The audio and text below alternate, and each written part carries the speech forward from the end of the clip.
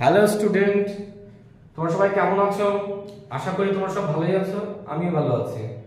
আজকে আমি যেটা পড়াবো সেটা হচ্ছে তোমাদের প্রোনাউন। অনেকের মনে হয় প্রোনাউনটা খুব ইজি, বাক্য গঠন করার ক্ষেত্রে, বাক্য লেখার ক্ষেত্রে বা ইংলিশে কথা বলার জন্য কতটা দরকারি, অনেকটা দরকারি। এবং আমি যে গ্রামারগুলো শেখাচ্ছি এখন, যে শেখাবো যেটা প্রোনাউন সম্পর্কে, অনেকেই জানো না। ভিডিওটা পুরোটা দেখলে পরে তোমার নিজেরই মনে হয় সত্যি জানতাম না, তো অনেকে জানতেও পারে। কিন্তু প্রশ্নটা হচ্ছে এই জায়গায়, যেটা এই বাক্যে কিভাবে ব্যবহার করবো, আমি এটা শিখবো কেন? এটা শিখতে হবে তোমাকে এই কারণের জন্যই, কারণ ইংরেজিতে কোনো বাক্য তৈরি করতে গেলে বা বলতে গেলে প্রোনাউন তোমাকে লাগবে। নাউন, প্রোনাউন, পার্টস, স্পিচে যারা মানে গ্রামারে জানতে সবই লাগবে। ব্যবহারগুলোর বোঝানোর সিস্টেমটা আলাদা, একটা টিচারে এক এক রকম করে বোঝায়। বুঝে গেল? আমি প্রথমে লিখছি প্রোনাউন, সর্বনাম। সর্বনামকে ক ভাগে ভাগ করা যায়? 10 ভাগে ভাগ করা যায়। এবার মনে হচ্ছে একটা অন্যরকম না? সর্বনামকে ক ভাগে ভাগ করা যায়? 10 ভাগে ভাগ করা যায়।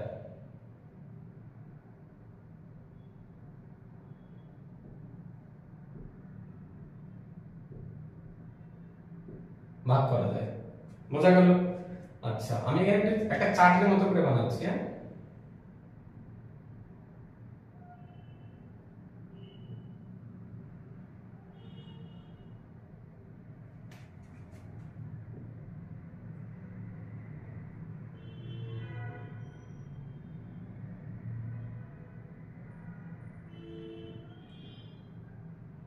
how to recognize them.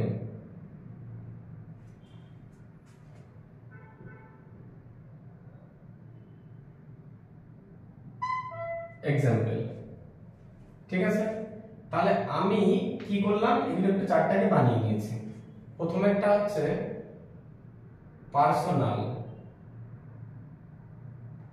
ব্যক্তিগত।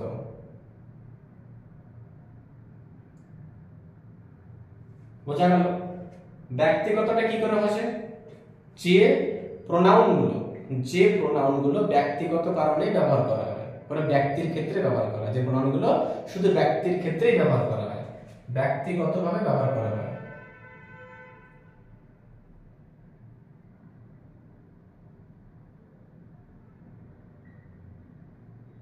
ভাবে ব্যবহার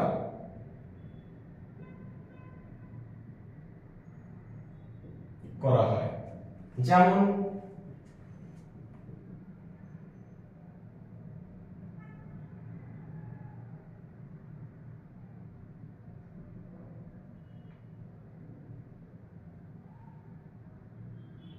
দে, দেখতে পাচ্ছ এগুলো সব ব্যক্তিগত প্রোনাউন। ঠিক আছে, আমি তো একটা বাক্যে ব্যবহার করে দেখাই, তাহলে কি হবে? মনে করো রাম ইজ এ বয়, তাহলে কি লিখবো? He is a student. কি দাঁড়াচ্ছে? এই যে রাম কথাটা থেকে কি দাঁড়াচ্ছে? একটা নাউন। প্রোনাউনটা কোথায় ব্যবহার করা হয়? প্রোনাউন হচ্ছে নাউনের পরিবর্তে ব্যবহার করা হয়। কোথায় ব্যবহার করা হয়? প্রোনাউন নাউনের পরিবর্তে ব্যবহার করা হয়। Pronoun is the word, pronoun is the word used instead of noun. নাউনের পরিবর্তে প্রোনাউনকে ব্যবহার করা হয়। বারে বারে একটা নাম, একটা বাক্যের মধ্যে রাম ভালো ছেলে, রাম ভালো ফুটবল খেলে, রাম টিভি দেখে, রাম স্কুলে যায়, বিদ্যালয়ে যায়, বারে বারে নাম বলার প্রয়োজন পড়ে না। কেমন লাগে শুনতে? প্রথমবার নাম, তারপরের বার হচ্ছে হি বা সি, তার জেন্ডার হিসেবে। তাহলে এখানে আপনার রামটা কি ছেলে মানুষ, অবশ্যই তাহলে হি। ছেলে মানুষের ক্ষেত্রে প্রোনাউন হিসেবে কি বসে? হি বসে। এটা কি প্রোনাউন? Personal pronoun. এগুলো সব কটা হচ্ছে পার্সোনাল প্রোনাউন। বোঝা গেল? একটা আমি উদাহরণ দিয়ে বুঝিয়ে দিলাম। আচ্ছা, এবার আসবে আমাদের কি আসবে? 2 নম্বর, ইমপার্সোনাল। ইমপার্সোনাল হচ্ছে অব্যক্তিগত।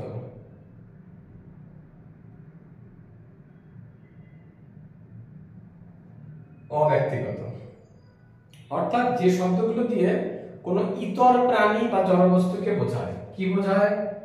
জড়বস্তু বা ইতর প্রাণী। বোঝাতে ইমপার্সোনাল প্রোনাউন ব্যবহার করা হয়। যেমন ধরে নাও কি ইট, ইট মানে বাড়ি বানানোর ইট না, কিন্তু এই বাড়ি বানানোর কথা বলছি না, ঘর বানানোর না। ইট কি করা হয়, এই ইমপার্সোনাল প্রোনাউনটা কোথায় ব্যবহার করা হয়? For used in animate object or lower animals. মানে কি, ইন অ্যানিমেট অবজেক্ট মানে হচ্ছে জড় বস্তু, আর লোয়ার অ্যানিমেল মানে হচ্ছে ইতর প্রাণী, পশু পাখি, কুকুর, শিয়াল, বিড়াল, বাঘ, এগুলো সম্পর্কে বলা হচ্ছে লোয়ার অ্যানিমেল। আমি তো একটা বাক্যের কথা বলি, বার্ড ইজ ফ্লাইং, তারপরে যদি বলা হয় it is flying high, it is flying high. তাহলে প্রথমটা বলছে কি বার্ড, পাখিটা উড়ছে, ইট ইজ ফ্লাইং হাই, এটা অনেক উঁচু দিয়ে উঠছে, অনেক উপর দিয়ে উঠছে, বোঝা গেল? তাহলে এখানে দেখো এই ইটটা কিন্তু কি ইমপার্সোনাল প্রোনাউন, কার পরিবর্তে? বার্ডের পরিবর্তে বসেছে। বার্ডটা কি নাউন, নাউনের পরিবর্তে ইট বসিয়েছি, ইটটা কি ইমপার্সোনাল প্রোনাউন। কেন? মানে আমি আগেই বলেছি ইমপার্সোনাল মানে অব্যক্তিগত, কোনো জড় বস্তু বা ইতর প্রাণী। বার্ড একটা ইতর প্রাণী মধ্যে পড়ে, অর্থাৎ পশু পাখির মধ্যে পড়ে, সো দ্যাটস মিন বার্ডের পরিবর্তে ইট বসবে। ইতর মানে অনেকে ভাবে গালাগালি বা খারাপ ভাষা, না, হতে পারে তার একটা মানে, কিন্তু ইতর মানে হচ্ছে কোন পশু পাখির কথাই বলা হয়।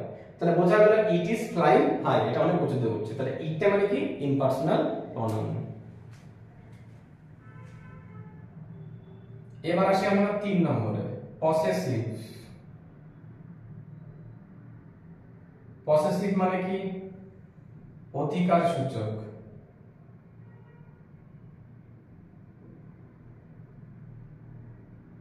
অধিকার সূচক, অধিকার সূচকটা কেমন করে হবে? অধিকারে বোঝাবে, কি বোঝাবে? অধিকারে বোঝাবে। কিছু প্রোনাউন আছে সেগুলো হচ্ছে অধিকার বোঝায়, অধিকার বোঝায়।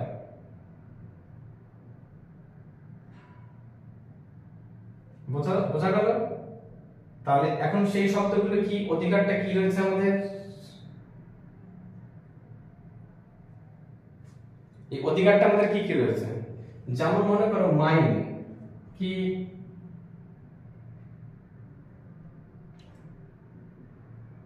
Mine, your, ours, hers, his, their, theirs. এগুলো কিন্তু সবই কিন্তু এই পসেসিভ প্রোনাউনের মধ্যে পড়ে, অধিকার সূচক, অধিকার বোঝায়। এবার অধিকারটা কি করে বোঝায় বুঝতে পারছেন? অসুবিধা হচ্ছে? আমি একটা বাক্য লিখে দিচ্ছি, দিস ইজ মাইন, মানে কি এটা আমার। দিস ইজ মাইন বা দিস পেন, আমি একটু আরেকটুখানি ভালো করে বোঝাচ্ছি, দিস পেন ইজ মাইন।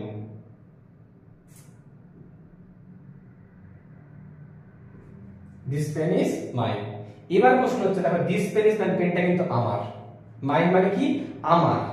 তাহলে একটা অধিকারে বোঝাচ্ছে, পেনটা যখন আমার, তাহলে পেনটা কার অধিকার? আমার অধিকার। সো এখানে একটা অধিকার বোঝায়। আমি বলেছি পসেসিভ প্রোনাউন মানে হচ্ছে অধিকারে বোঝাতে হবে।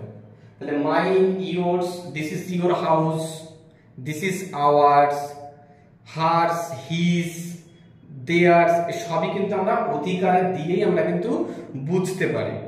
বোঝা গেল? আশা করি কারো কোনো সমস্যা নেই। প্রোনাউনটা নাউনের পরিবর্তে বসে, না প্রোনাউনের 10টি ভাগ আমরা এখানে লিখে দিয়েছি। এই 10টি ভাগের মধ্যে আমরা 3টে শেখালাম, আর 7টা এখনই শেখাবো।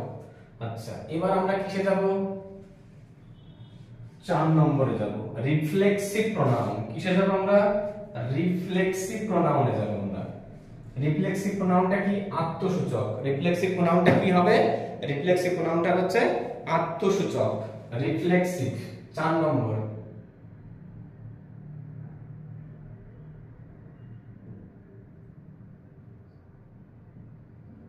রিফ্লেক্সিভ এটা কি? আত্মসূচক।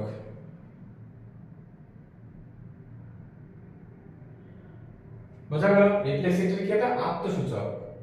তাহলে দেখো এই যে আত্মসূচক হচ্ছে, অর্থাৎ যে যে শব্দগুলো যে প্রোনাউন গুলো দিয়ে আমরা আত্মসূচক কোনো কিছুকে আমরা বোঝাতে পারবো, কি বোঝাতে পারবো, আত্মসূচক বোঝাতে পারবো। ঠিক আছে, সেই সমস্ত প্রোনাউন গুলোকে আমরা কি করতে পারি, বলতে পারি যেটা আত্মসূচক প্রোনাউন। ঠিক আছে, যেমন ধরো কিছু প্রোনাউন রয়েছে সেলফ, মানে সেলফ, এস সি এল এফ, সেলফ থেকে S C L V E, self যোগ করে, যোগ করতে হয়।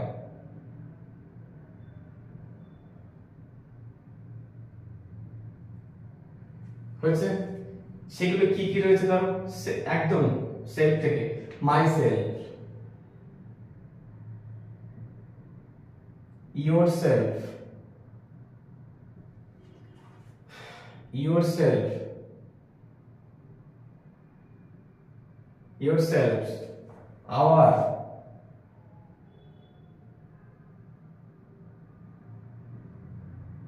ourselves, themselves,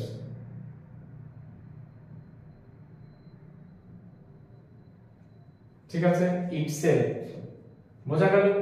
তাহলে এই যে কথা শব্দগুলো রয়েছে এগুলো সব কি রিফ্লেক্সিভ প্রোনাউন, আত্মসূচক বাক্য। ঠিক আছে, যেমন আত্মসূচক ভালো করে বুঝতে পারছো না, আমি বলে দিচ্ছি। যেমন ধরে নাও, যেমন, যেমন কি দাঁড়াবে, I have done this work by myself, I have done this work by myself। বোঝা গেল?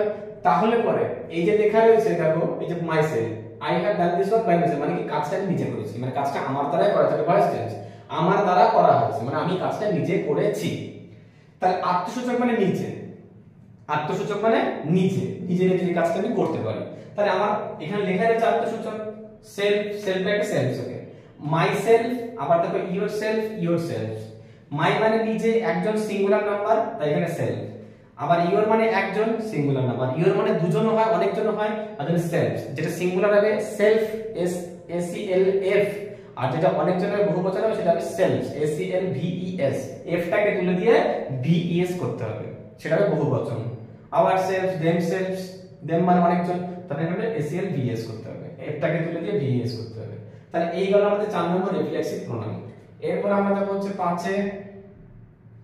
5 রয়েছে আমাদের কি, ডেমনস্ট্রেটিভ।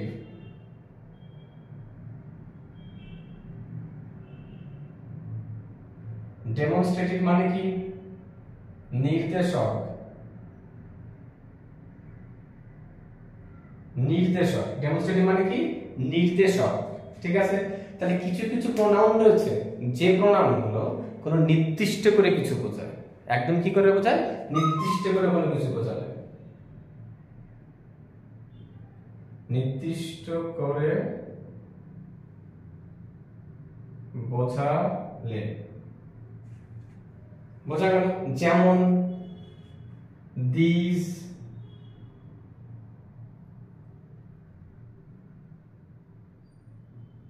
that,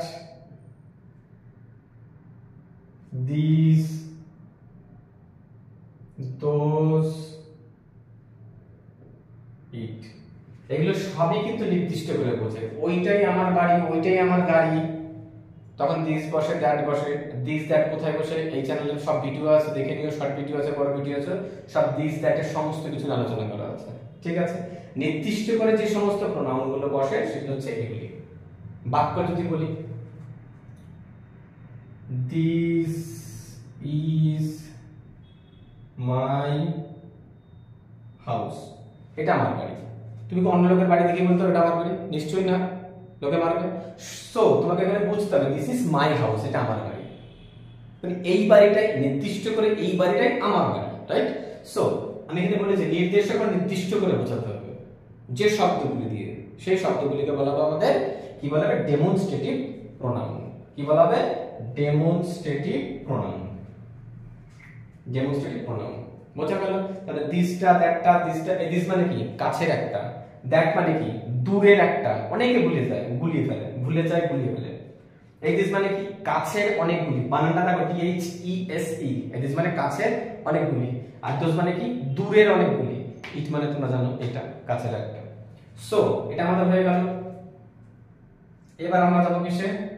6 নম্বরে যাব। 6 নম্বরে যাওয়ার আগে আমি একটু কথা বলি, সবাইকে একটুখানি বলে নিই। যে সমস্ত স্টুডেন্টরা পরীক্ষা দিচ্ছ, চাকরির পরীক্ষা হোক, সেটা গভর্নমেন্ট হোক, সাধারণত গভর্নমেন্টের জন্য প্রিপারেশন করে, আর যারা স্কুলে পড়াশোনা করছো ছাত্রছাত্রীরা 5, 6, 7, 8, 9, 10 যারা যে ক্লাসে পড়ছো, ভীষণ মনোযোগ দিয়ে এগুলো দেখো। ইংরেজি ছাড়া বর্তমানে কিচ্ছু হয় না, কিচ্ছু হয় না। প্রাইভেটে যাবে ইংলিশ ইন্টারভিউ, সেই কাজ সম্পর্কে, সেই কোম্পানির কাজ সম্পর্কে তুমি জানো না, তুমি অ্যাকসেপ্ট করবে, but you have to speak in English.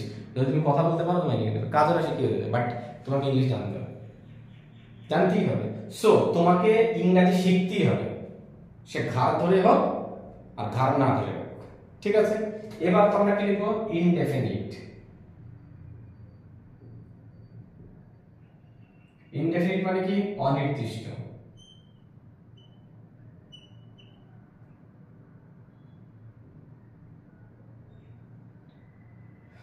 অনির্দিষ্ট হয়েছে? আচ্ছা, অনির্দিষ্ট মানে কি? যে সমস্ত নাউন প্রোনাউন গুলো দিয়ে অনির্দিষ্ট কিছু বোঝায়। অনির্দিষ্ট, কাউকে পার্টিকুলার তোমাকেই বলছি না, বোঝাচ্ছে না, অনির্দিষ্ট বোঝাচ্ছে। ওকে বলতে পারে, তাকে বলতে পারে, অমুক হতে পারে, তমুক হতে পারে, সেগুলো। তাহলে কি লিখবো আমরা এখানে? অনির্দিষ্ট বোঝায়। ব্যক্তি হতে পারে, কোনো বস্তু হতে পারে, ব্যক্তি বা বস্তুর ক্ষেত্রে অনির্দিষ্ট বোঝায়।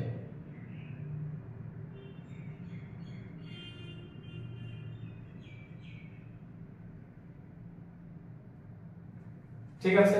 যেমন বলতে পারবা, ধরো ওয়ান, কেউ একজন, no, no one, some one, all, anybody,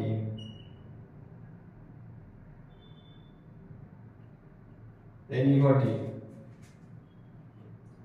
somebody, তারপরে হচ্ছে এভরিওয়ান, এভরিবডি, এভরিওয়ান, এভরিবডি,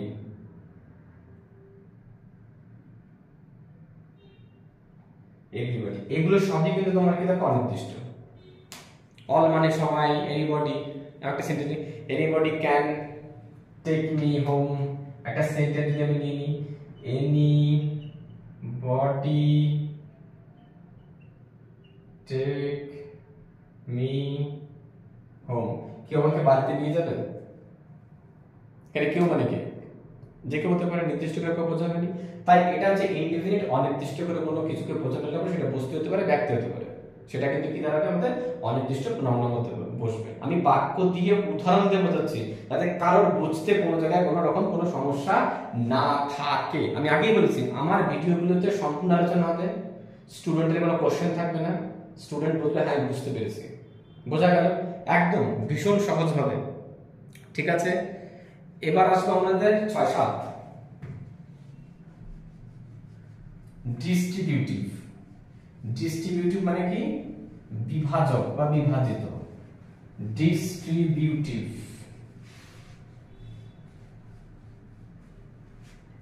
ঠিক আছে?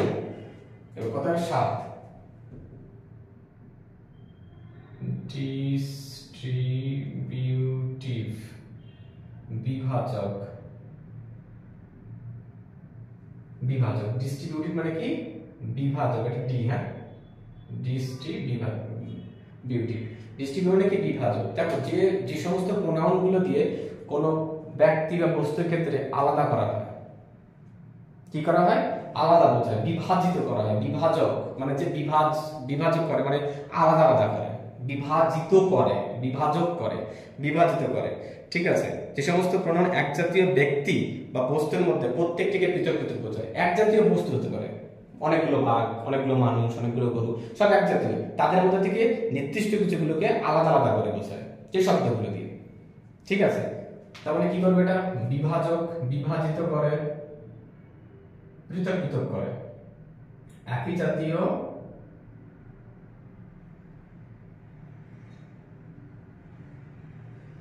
জাতীয় বস্তু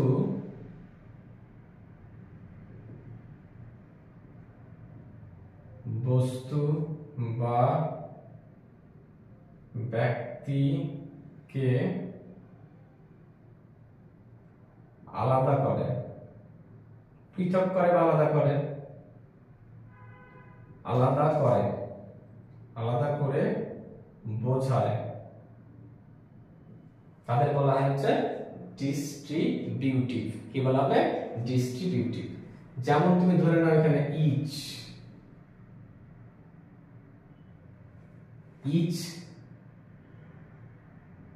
তারপরটা ধরে নাও হচ্ছে নাইদার, আইদার,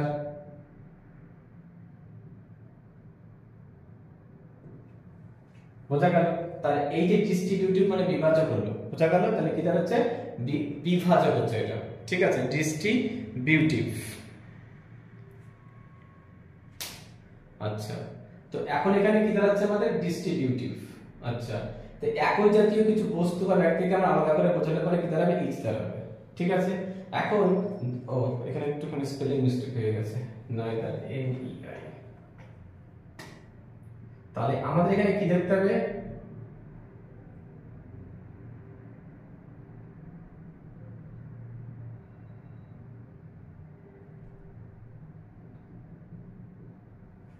আচ্ছা, আমাদের এখানে তাহলে কি দেখতে হবে? সবথেকে যেটা গুরুত্বপূর্ণ কথা, যে আমরা এইগুলোকে বাক্যের মধ্যে আমরা কিভাবে ব্যবহার করতে পারবো, ঠিক আছে? তো আমার এখানে মনে হয় যেটা, সেটা সবথেকে গুরুত্বপূর্ণ কথা, যে আমরা একই জাতীয় কোনো বস্তু বা ব্যক্তিকে আলাদা আলাদা করে বোঝাবো ইচ দিয়ে। একই জাতীয় কোনো বস্তুকে, বা আইদার অর, নাইদার নর দিয়ে বলতে পারো, তুমি বলতে পারো আইদার দিয়ে বলতে পারো যে either Ram or either Shyam will be first in this class. হয় আইদার, হয় এ, নাহলে আলাদা আলাদা করে মানুষগুলোকে আলাদা আলাদা করে আমরা বলতে পারি, ঠিক আছে? আইদার রাম, নাইদার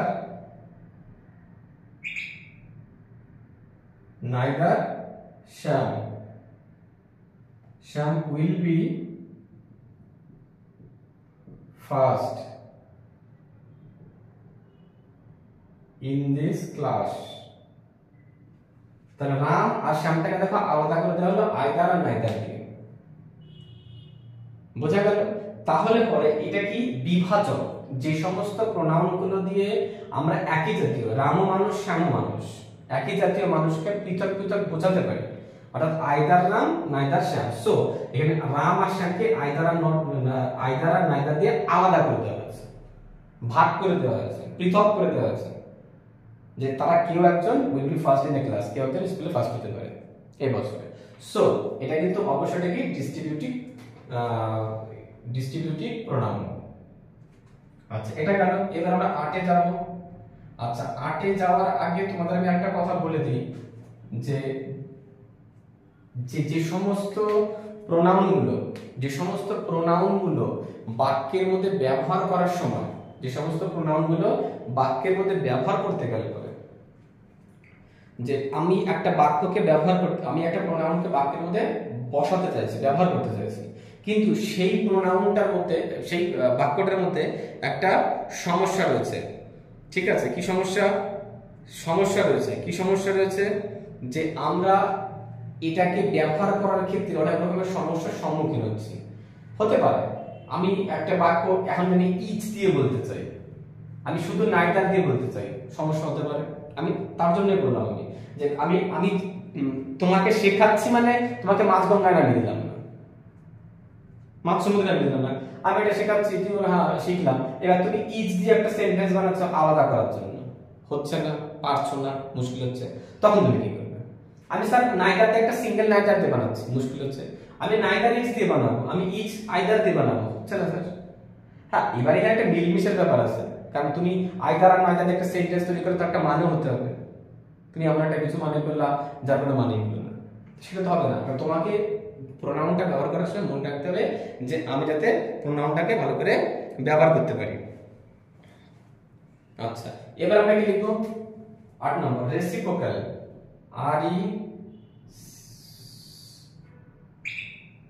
রেসিপ্রোকাল, ঠিক আছে? এই রেসিপ্রোকাল মানে কি? Reciprocal pronoun. এটা হচ্ছে আমাদের 8 নম্বর। রেসিপ্রোকাল প্রোনাউন মানে কি? রেসিপ্রোকাল মানে হচ্ছে পারস্পরিক। রেসিপ্রোকাল মানে কি? পারস্পরিক। পারস্পরিক, পারস্পর না কিন্তু পারস্পরিক, ঠিক আছে? এই যে পারস্পরিক অর্থাৎ আমরা কিছু কিছু প্রোনাউন দেখতে পাই যে প্রোনাউনগুলো পারস্পরিক। এই প্রোনাউনগুলো একাধিক বস্তু বা ব্যক্তির ক্ষেত্রে পারস্পরিক সম্পর্ক বোঝায়। একাধিক বস্তু বা ব্যক্তির ক্ষেত্রে কি করে? সম্পর্ক বোঝায়। এক একটা বস্তুর ক্ষেত্রে কি বোঝায়? সম্পর্ক বোঝায়। যেমন আগেরটা যেমন ছিল একই জাতীয় বস্তুকে আলাদা বোঝায়, এবার সম্পর্ক বোঝায়। একই জাতীয় বস্তুর ক্ষেত্রে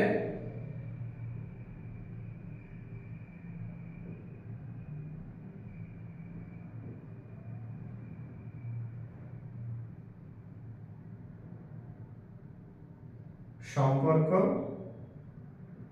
বোঝায়। বোঝা গেল? এবার আমি যদি বলি যে একই জাতীয় বস্তুগুলোকে আমি একটা সম্পর্কের মধ্যে বাঁধতে চাইছি, তাহলে কোন কোন প্রোনাউন লাগবে? তুমি নিতে পারো ইচ আদার নিতে পারো, ইচ আদার নিতে পারো, ইচ আদার নিতে পারো।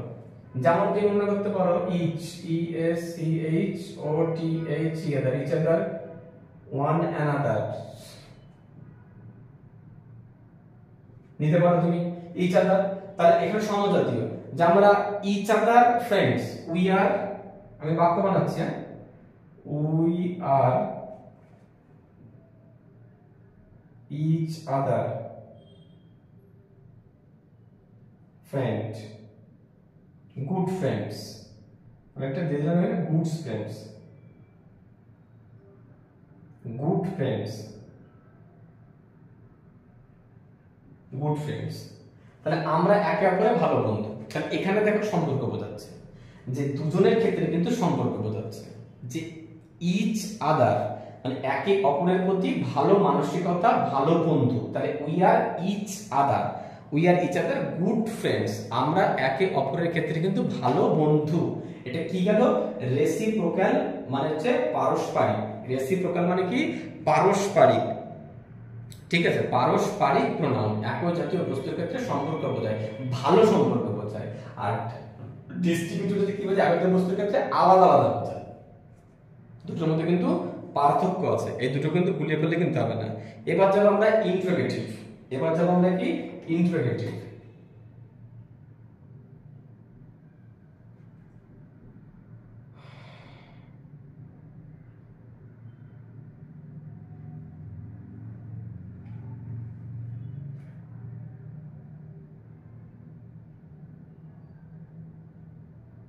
ইন্টারোগেটিভ মানে সবাই তোমরা জানো প্রশ্ন সূচক, প্রশ্ন সূচক। তাহলে যা দিয়ে প্রশ্ন করা হয়, কি দিয়ে কি করা হয়? প্রশ্ন করা হয় বা প্রশ্ন বোঝায়। যেমন ধরে নাও হু, হুজ, whom, what, which।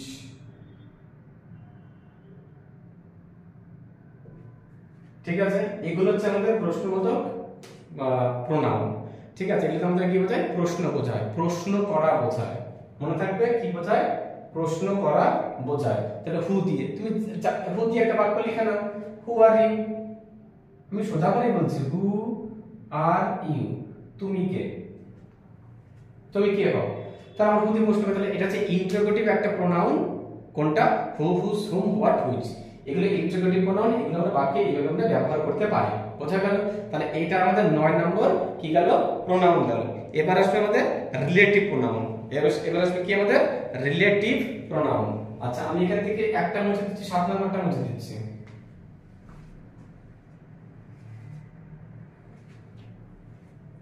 কি কোনটা মুছে দিলাম আমরা? 7 নম্বরটা মুছে দিলাম। তাহলে এবার আমরা কি লিখবো? 10 রিলেটিভ। রিলেটিভ, রিলেটিভ মানে কি? সম্বন্ধ,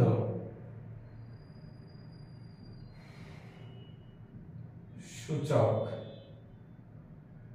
সম্বন্ধ সূচক। 10 নম্বর কিন্তু এটা সম্বন্ধসূচক। বোঝা গেল?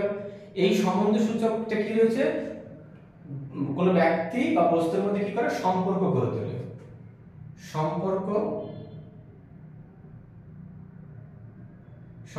গড়ে তোলে।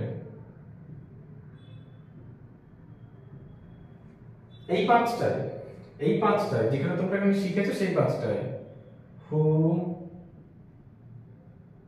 হুজ, হুম, হোয়াট, হুইচ, এই পাঁচটায়। কখনো কখনো দেখা যায় যে এই ডাব্লিউএইচ ওয়ার্ডগুলো কখনো কখনো যখন প্রশ্ন করা হয় তখন কখনো কখনো দেখা যায় যে এগুলো দিয়ে কোনো দুটো বাক্য তুমি লিঙ্ক করতে পারো, যোগ করতে পারো, সম্পর্ক করতে পারো। দুটো বাক্যের ক্ষেত্রে যে আমি লিখেছি রিলেটিভ, সম্পর্ক সূচক, দুটো বাক্যের ক্ষেত্রে তুমি সম্পর্ক যোগ করতে পারো। যেমন এক্সাম্পল হিসেবে তুমি যেটা নিতে পারো,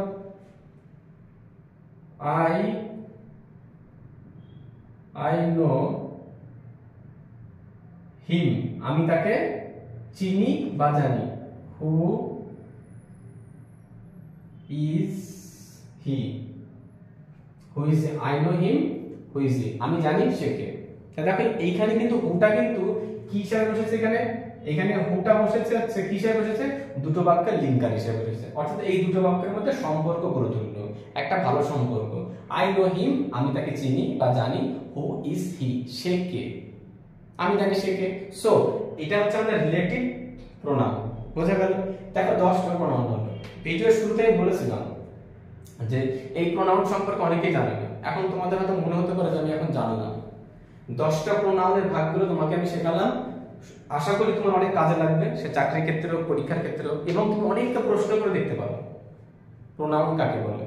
সবাই জানে ভাগগুলো বলো প্রোনাউনের, কটা ভাগ কি কি, এবং প্রত্যেকটা ভাগ একটা করে উদাহরণ বাক্যের মাধ্যমে দিয়ে, এবং কতগুলো করে প্রোনাউন সবগুলো আমাকে একটু বুঝিয়ে বলো। কি জানি না বাক্য তৈরি করতে কিভাবে, আমি সব করে দিয়েছি, দেখেছো তোমরা। সো আমি বোর্ড থেকে সরে গিয়ে দাঁড়াই, কারণ আমি সবসময় যা পড়াই বোর্ড থেকে সরে গিয়ে দাঁড়িয়েই পড়াই, যাতে বোর্ডটা তোমরা দেখতে পারো পরিষ্কার করে। তো এখন প্রশ্ন হচ্ছে, এই 10টা সর্বনাম, 10টা প্রোনাউন সম্পর্কে তোমরা ডিটেইলস দেখলে, বুঝলে, বাক্যে কি করে প্রয়োগ করতে হয় সেটা তোমরা জানলে, নিজেরা চেষ্টা করবে যাতে তোমরা একটু তাড়াতাড়ি করে শিখে নিয়ে একটা বাক্যে ব্যবহার করতে পারো, কোনো রাইটিং স্কিল লিখতে পারো, বা স্পোকেন ইংলিশের মতো করে কথা বলতে পারো। চেষ্টা করো, অবশ্যই করবে। ঠিক আছে? তো এরপরে আমাদের ভিডিও কিন্তু আরো আসবে। চ্যানেলটাকে সাবস্ক্রাইব, লাইক, কমেন্ট, শেয়ার এগুলো ভালো লাগলে করবে, না ভালো লাগলে করতে হবে না। কারণ যার ভালো লাগবে সে এমনিই করবে, আর যার ভালো লাগবে না স্যার 100 বার বললে করে সে করবে না। সো সম্পূর্ণ তোমার উপরে ডিপেন্ডেন্ট। ওকে? আর আরো সব ভিডিও পাবে, আরো সব গ্রামারের উপর সম্পূর্ণ ভিডিওস পাবে, স্পোকেন ইংলিশ পাবে, সব পাবে চ্যানেলের মাধ্যমে। আর একটা কথা মনে রাখবে, ভিডিও শেষের পরই যারা শেষ থেকে শুরু থেকে শেষ পর্যন্ত দেখেনি তারা হয়তো এই কথাগুলো শুনতে পাবে না।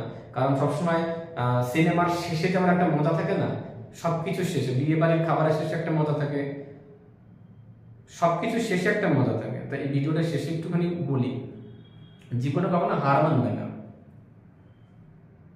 তুমি হারবে না কখনো, আমি বলছি। কেন হারবে না? কারণ তোমাকে হারাতে কেউ পারবে না, তোমাকে কেউ হারাতে পারবে না। খালি একটুখানি মনে রাখবে যে আমি হার মানবো না, আমি হার মানবো না, আমাকে কেউ হারাতেও পারবে না। তুমি যখন এই প্রতিজ্ঞাবদ্ধ হবে না, সারা পৃথিবী তোমাকে তোমার লক্ষ্যে পৌঁছে দেওয়ার জন্য তোমার পাশে এসে দাঁড়াবে।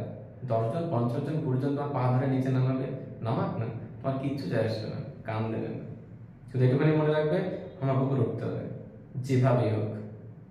দেখা যাবে, যা হবে দেখা যাবে, কোনো কিছু মাথায় নেবো না। মাথায় শুধু একটাই নেবো, লক্ষ্য স্থির করবে। লক্ষ্য, তা সেই লক্ষ্য প্রাপ্তি হবার জন্য যা যা করতে হবে তাই করতে হবে। রাত্রে ঘুমাতে হবে না, ঘুমাবো না। কে বলেছে না ঘুমালে, মানে না ঘুমালে মানুষ মারা যায়? ফালতু কথা, ফালতু কথা সমস্ত। 1 বছর 2 বছর না ঘুমালে কেউ মরে না, কেউ মরে না, ইভেন আরো ভালো থাকবে। তবে আমার যেটুখানি সাজেশন সেটা হচ্ছে এটাই, যে মোটামুটি যদি রাত জেগে পড়তে হয় 2টোর পরে ঘুমোতে থেকে ওঠো। 11টায় ঘুমাও, 10টায় ঘুমাও, 2টো পর্যন্ত ঘুমাও, 2টো থেকে পড়া স্টার্ট করো। ভোরের পড়াটা বেশি ইম্পর্টেন্ট হয়। সমীক্ষায় দেখা গেছে, রিসার্চে দেখা গেছে এটাই, যে রাত জেগে পড়ার থেকে যারা ভোরবেলার দিকে পড়ে তাদের সফল হওয়ার সম্ভাবনাটা অনেক বেশি। তা আমি সাজেশন করব তোমরা স্টুডেন্ট এখন তোমরা এভাবে স্ট্রাগল করো, আর দুটো তিনটে বছর পরিশ্রম করলে কিচ্ছু হবে না, একবার লক্ষ্যে পৌঁছে গেলে তারপরে আর কিচ্ছু নেই, বিন্দাস জীবন আরামসে কাটাতে পারবে। বোঝা গেল? চলো দেখা হবে নেক্সট ভিডিওতে।